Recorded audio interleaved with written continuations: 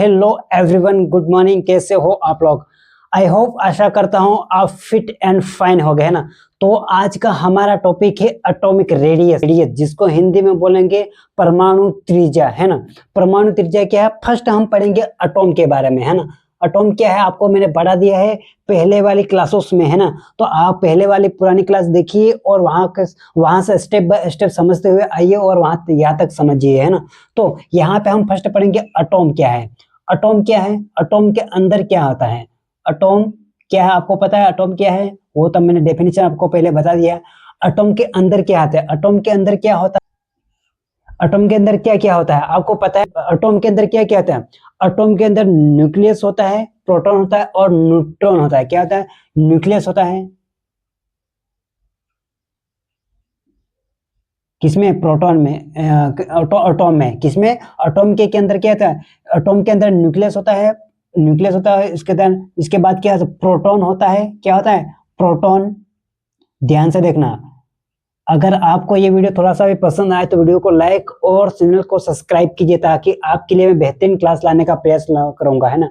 बहुत दिन हो गए मैंने क्लास नहीं ली थी, कुछ कारणवश, निजी कारणवश, है ना।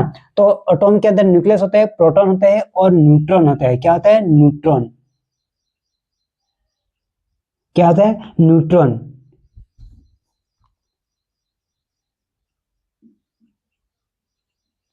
न्यूट्रॉन होता है ना, है ना। याद समझ में है। तो इलेक्ट्रॉन, यहाँ पे इलेक्ट्रॉन की बात करें, एटॉमिक रेडियस पढ़ रहे हैं अपन, परमाणु त्रिज्या पढ़ रहे हैं, है ना। उसके अंदर अपन बेसिक से पढ़ते हैं ना। एटॉम के अंदर क्या होता है? एटॉम के अंदर न्यूक्लियस होता है, प्रोटॉन होता है और न्यूट्रॉन होता है ना। और यहाँ पे इलेक्ट्रॉन, इलेक्ट्रॉन है ना, इलेक्ट्रॉन है। इलेक्ट्रॉन न्यूक्लियस के चारों ओर पाए जाते हैं। कहाँ पाए जाते हैं इलेक्ट्रॉन? कहाँ आते हैं? न्यूक्लियस के क्या, न्यूक्लियस के चारों ओर पाए जाते हैं। कहाँ है? न्यूक्लियस के चारों ओर, चारों ओर पाए पाया जाता है, गोल गोल घेरे में, है ना। मैं आपको चित्र बनाते हुए समझाऊंगा ना। कहाँ पाए जाते हैं इलेक्ट्रॉन? कहाँ पाए जाते हैं इलेक्ट्रॉन? न्यूक्लियस के चारों ओर पाए जाते हैं ना। यहाँ तक समझ में आई आपको? अपन क्या पढ़ रहे हैं यहाँ पे? एटॉमिक रेडियस पढ़ रहे हैं, जहाँ पर जिसको हिंदी में बोलेंगे परमाणु त्रिज्या, है ना। तो एटॉम के अंदर न्यूक्लियस होता है, प्रोटॉन होता है और न्यूट्रॉन होते हैं। यहाँ तक समझ में आया? तो इलेक्ट्रॉन कहाँ पाए जाते हैं? इलेक्ट्रॉन कहाँ पाए जाते हैं? इलेक्ट्रॉन न्यूक्लियस के चारों ओर पाए जाते हैं। चारों ओर जो कक्ष आती है उसके कक्ष के अंदर पाए जाते हैं ना। कौन? इलेक्ट्रॉन। यहाँ तक समझ में आता है? तो यहाँ पे हम समझेंगे कि एटॉमिक रेडियस की definition. Atomic radius, atomic radius क्या है? एटॉमिक रेडियस आपको डेफिनेशन पता है? एटॉमिक रेडियस क्या है? एटॉमिक रेडियस की डेफिनेशन अपन पढ़ेंगे यहाँ पे। फर्स्ट हम अपन इंग्लिश में पढ़ेंगे ना। एटॉमिक रेडियस की डेफिनेशन क्या है? एटॉमिक रेडियस की डेफिनेशन इंग्लिश में ये है कि atomic radius is the approximate distance from the nucleus to the outermost region of an atom's electron count, है ना। atomic radius is the approximate distance, yeah, distance from the nucleus to the outermost region of an atom's electron count, है ना। क्या है? नाभिक nucleus से atom के सबसे बाहरी इलेक्ट्रॉन काउंट तक की लगभग दूरी को एटॉमिक रेडियस कहते हैं। क्या कहते हैं? Atomic radius. नाभिक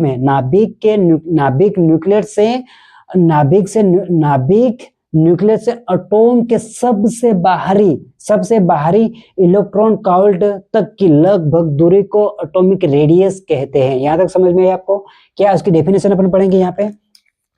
atomic radius is the approx, यहाँ पे हम एटॉमिक रेडियस पढ़ रहे हैं, जिसको हिंदी में बोलेंगे परमाणु त्रिज्या, है ना। एटॉमिक रेडियस के अंदर न्यूक्लियस होता है, प्रोटॉन होता है और एटॉम के अंदर न्यूक्लियर होता है, प्रोटॉन होता है और न्यूक्लियस होता है, प्रोटॉन होता है और न्यूट्रॉन होता है। और इलेक्ट्रॉन न्यूक्लियस के चारों ओर पाए जाते हैं, है ना। उसको चारों ओर पाए जाते हैं। तो एटॉमिक रेडियस की डेफिनेशन क्या है? Atomic radius is the approximate distance from the nucleus to the outermost region of an atom electron count. क्या है? इलेक्ट्रॉन यहाँ पे क्या है? तो नाभिक न्यूक्लियस के सबसे बाहरी इलेक्ट्रॉन कॉल्ड तक की लगभग दूरी को एटॉमिक रेडियस कहते हैं। क्या कहते हैं? एटॉमिक रेडियस कहते हैं। यानी समझ में आएगा, नाभिक न्यूक्लियस से एटॉम के सबसे बाहरी इलेक्ट्रॉन कॉल्ड तक की लगभग दूरी को एटॉमिक रेडियस कहते हैं। मान लो ये एटॉम है, न्यूक्लियस है ना, ये क्या है? ये है एटॉमिक रेडियस, एटॉमिक रेडियस है ना, एटॉमिक रेडियस, एटॉमिक रेडियस है। और ये यहाँ पे ये शेल है, ये मतलब कक्ष है, ये और ये इलेक्ट्रॉन है। क्या है? ये बाहरी शेल में इलेक्ट्रॉन पाए जाते हैं। नाभिक न्यूक्लियस से एटॉम के सबसे बाहरी, एटॉम के सबसे बाहरी, ये सबसे बाहरी कक्ष है, बाहरी इलेक्ट्रॉन कॉल्ड तक की लगभग दूरी को एटॉमिक रेडियस कहते हैं। इनके बीच की दूरी को एटॉमिक रेडियस कहते हैं ना। या तो समझ में आया आपको? तो क्या है यहाँ पे? क्या है यहाँ पे? न्यूक्लियस, न्यूक्लियस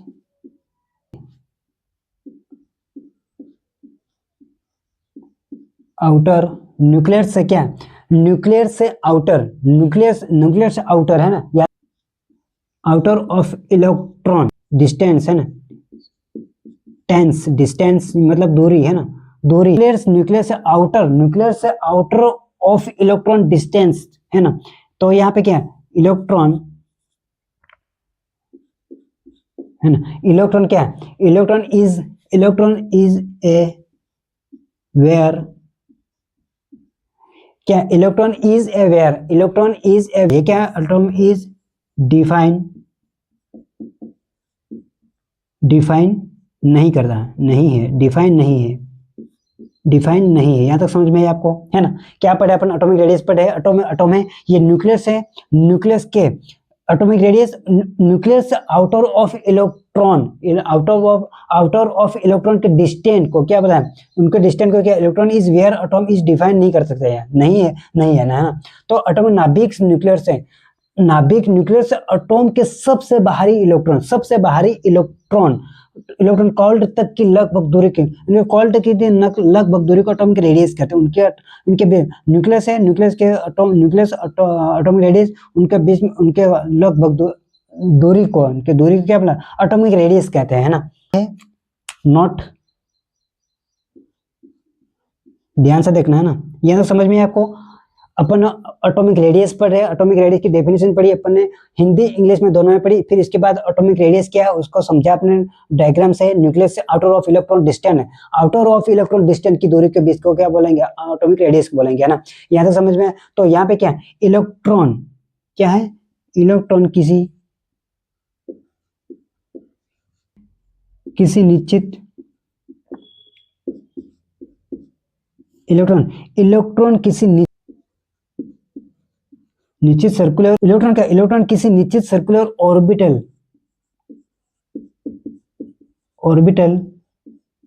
यहाँ पे नोट पे देखना, यहाँ पे है ना। तो अपन ने यहाँ तक पढ़ा है, ठीक है। तो यहाँ पे इलेक्ट्रॉन किसी निश्चित सर्कुलर ऑर्बिटल में नहीं घूमता, इसलिए एटॉम की कोई बिल्कुल शार्प बाउंड्री नहीं होती है। इसी कारण एटॉमिक रेडियस को एक्सपेरिमेंटली और कॉन्वेंटली डिफाइन किया जाता है। क्या है? एक्सपेरिमेंटली और कॉन्वेंटली डिफाइन किया जाता है ना। तो क्या है? इलेक्ट्रॉन की एग्जैक्ट क्या है? यहाँ पे इलेक्ट्रॉन की एग्जैक्ट पोजीशन निश्चित नहीं होती है। वह इलेक्ट्रॉन कॉल्ड और ऑर्बिटल में प्रोबेबिलिटी के रूप में पाया जाता है। कहाँ में? कॉल्ड और ऑर्बिटल में प्रोबेबिलिटी के रूप में पाया जाता है ना, के रूप में पाया जाता है। इसीलिए पॉइंट नंबर 3, इसलिए एटॉम की कोई आउटर बाउंड्री नहीं होती। इस वजह से एटॉमिक रेडियस को अलग अलग परिस्थितियों में अलग तरीके से डिफाइन किया जाता है। यहाँ तक समझ में आया? अपन क्या पढ़े? एटॉमिक रेडियस पढ़े। एटॉमिक रेडियस को हिंदी में परमाणु त्रिज्या कहते हैं। इसकी डेफिनेशन पढ़ी अपन ने। एटॉम के अंदर न्यूक्लियस होता है, प्रोटॉन होता है, न्यूट्रॉन होता है। इलेक्ट्रॉन न्यूक्लियस के चारों ओर पाए जाते हैं। और इलेक्ट्रॉन एटॉमिक रेडियस की डेफिनेशन पढ़ी और एटॉमिक रेडियस की हिंदी में डेफिनेशन पढ़ी। और इलेक्ट्रॉन एटॉमिक रेडियस डायग्राम से हम अपने समझा न्यूक्लियस से आउटर ऑफ इलेक्ट्रॉन के डिस्टेंस को एटॉमिक रेडियस कहते हैं। पॉइंट नंबर फर्स्ट, इलेक्ट्रॉन किसी निश्चित सर्कुलर ऑर्बिटल में नहीं घूमता है, इसलिए एटॉम की कोई बिल्कुल शार्प बाउंड्री नहीं होती। क्या होती?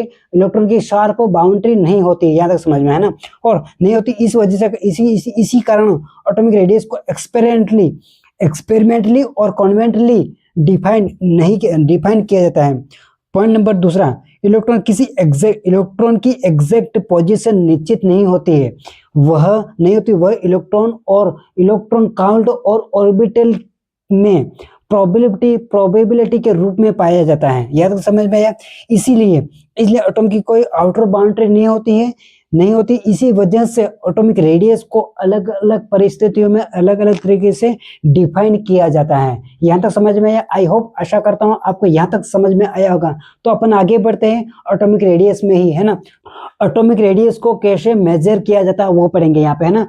ये मिटा रहा हूँ, दूसरी स्लाइड में जाते हैं अपन। यहाँ तक समझ में आया तो वीडियो को लाइक और चैनल को सब्सक्राइब कीजिए, ताकि मैं आपके लिए बेहतरीन कंटेंट और अच्छी क्लासेस लाता रहूंगा, है ना। तो यहाँ पे अपन ये मिटा रहा हूँ, दूसरी स्लाइड में अपन जाते हैं। तो यहाँ पे हम समझेंगे कि एटॉमिक रेडियस को कैसे मेजर किया जाता है, किससे मेजर किया जाता है और किस स्थिति में मेजर किया जाता है, वो समझेंगे यहाँ पे हम, है ना। तो क्या था, एटॉमिक रेडियस को कैसे मेजर करते हैं।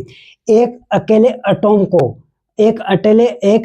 एटॉम की रेडियस को सीधे रूल से मेजर नहीं कर सकते, सीधे रूल से मेजर नहीं कर सकते, है ना। इसलिए दो बॉन्डेड एटॉम के न्यूक्लियस के बीच को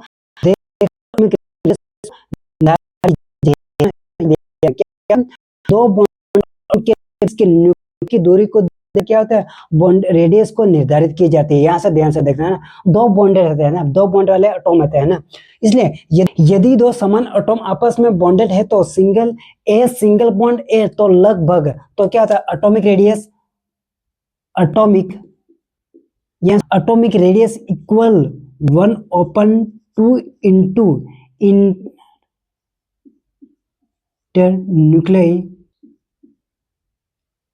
न्यूक्लियस। तो क्या, atomic radius equal 1/2 inter nuclear distance, ये इंपॉर्टेंट है ना। Atomic radius equal 1/2 into inter nuclear distance, है यहाँ तक, है ना। तो क्या था, तो ए सिंगल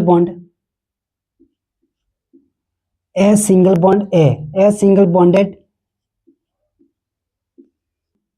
में दोनों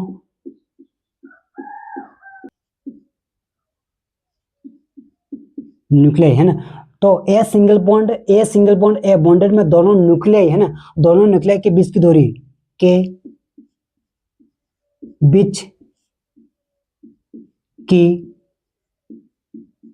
दूरी इक्वल्स 200 पिकोमीटर, है ना, 200 पिकोमीटर है। यहाँ तक समझ में। तो यहाँ तक समझ में, a single bond A bonded में दोनों न्यूक्लियर के बीच की दूरी इक्वल 200 पिकोमीटर। तो क्या था, तो एटॉमिक रेडियस, तो क्या, तो एटॉमिक रेडियस 200/2, तो क्या होगा, 100 पिकोमीटर, है ना, 100 पिकोमीटर। यहाँ तक समझ में है ना, यहाँ तक समझ में आया। तो अपन क्या पढ़े यहाँ पे, एटॉमिक रेडियस को कैसे मेजर करते हैं, किससे मेजर करते हैं। एक अकेले एटॉम की रेडियस को सीधे रूल से मेजर नहीं कर सकते, यहाँ तक समझ में आया। तो किससे मेजर नहीं कर सकते, तो इसे किससे मेजर करते हैं, तो किससे मेजर, दो बॉन्डेड एटॉम के न्यूक्लियर के बीच की दूरी को देखकर रेडियस निर्धारित की जाती है, यहाँ तक है ना। दो समान एटॉम आपस में बॉन्डेड है, a single bond A bonded, तो लगभग atomic radius equals 1/2 into inter nuclear distance. तो बॉन्ड में दोनों न्यूक्लियर के बीच दोनों एटॉमिक रेडियस इक्वल्स पिकोमीटर, है ना। तो एटॉमिक रेडियस इक्वल 200/2, तो इक्वल्स में क्या, 100 पिकोमीटर, है ना। एटॉमिक रेडियस बहुत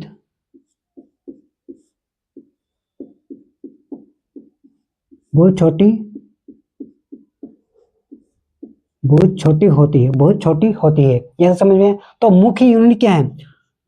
एटॉमिक रेडियस की मुख्य यूनिट क्या है? मुख्य यूनिट है ना, तो पिकोमीटर है। पिकोमीटर जिसको पीएम पिकोमीटर इससे दर्शाते हैं। पिकोमीटर को क्या पीएम से दर्शाएंगे, है ना। तो 1 पिकोमीटर क्या था? 1 पिकोमीटर, है ना। तो क्या था? 1 picometre equals 10 to power -12 metre. यहाँ तक समझ में? पिकोमीटर इसकी unit picometre PM, 1 picometre equals 10 to power -12 metre. और क्या आता है? और क्या आता है यहाँ पे?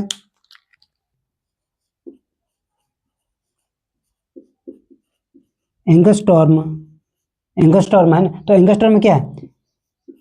ये एंगस्टॉर्म है। एंगस्टॉर्म में क्या ए ऊपर ए एंगस्ट्रॉम आ गया है ना, यहाँ समझ में? तो 1 angstrom equals 1 angstrom equals 10 to power -10 metre. यहाँ समझ में है? एंगस्ट्रॉम अपन मुख्य यूनिट पढ़ रहे हैं यहाँ पे एटॉमिक रेडियस की, picometre PM. 1 picometre equals 10 to power -12 metre. और angstrom 1 angstrom equals 10 to power -10 metre, है ना। इसलिए क्या होता है? इसलिए 1 angstrom equals 100 picometre. 1 angstrom equals 100 picometre, है ना। 1 एंगस्ट्रॉम इक्वल्स 100 पिकोमीटर। एग्जाम्पल के लिए क्या है? एग्जाम्पल यहाँ पे एग्जाम्पल देखते हैं यहाँ पे। तो एग्जाम्पल क्या है? एग्जाम्पल है यहाँ पे तो 1.5 यह एग्जाम्पल क्या? 1.5 एंगस्ट्रॉम इक्वल्स 115 पिकोमीटर। ये हुआ, यहाँ तक समझ में आया? पीएम, जिसको पीएम से दर्शाएंगे, है ना। तो और आगे अपन बस यहाँ तक अपन, तो यहाँ तक अपना हुआ टॉपिक। क्या टॉपिक हुआ अपना? Atomic radius. यहाँ तक समझ में आया? यहाँ पे अपना टोटल एटॉमिक रेडियस का टॉपिक है। यहाँ तक समझ में आया? तो अपन आगे बढ़ते हैं। तो आगे हम क्या क्या पढ़ेंगे? तो फर्स्ट अपन पढ़ेंगे types of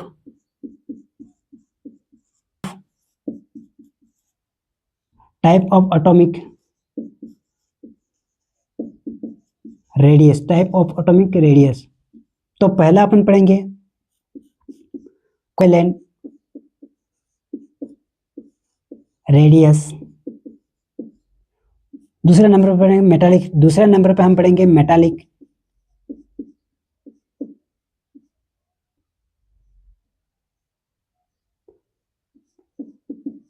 metallic radius. Third number पर पढ़ेंगे हम वांडरवाल रेडियस, वांडरवाल्स रेडियस। और इसके बाद फोर्थ नंबर पर पढ़ेंगे आयोनिक रेडियस। ये अपन पढ़ेंगे, है ना। तो आई होप, आशा करता हूं आपको एटॉमिक रेडियस का ये टॉपिक समझ में आया होगा, है ना। तो अपन ने एटॉमिक रेडियस की डेफिनेशन हिंदी इंग्लिश में दोनों में पढ़ा, और इसको हम डिटेल स्टेप वाइज स्टेप और पॉइंट वाइज पॉइंट पढ़ा है ना। तो आई होप, आशा करता हूं आपको ये वीडियो और ये टॉपिक आपको समझ में आया है। तो वीडियो को लाइक और चैनल को सब्सक्राइब कीजिए, ताकि मैं आपके लिए बेहतरीन कंटेंट और क्लास लाने का प्रयास करूंगा, है ना। तो मिलते हैं नेक्स्ट क्लास में, तब तक हमारे साथ बने रहना। जय हिंद एंड वंदे मातरम।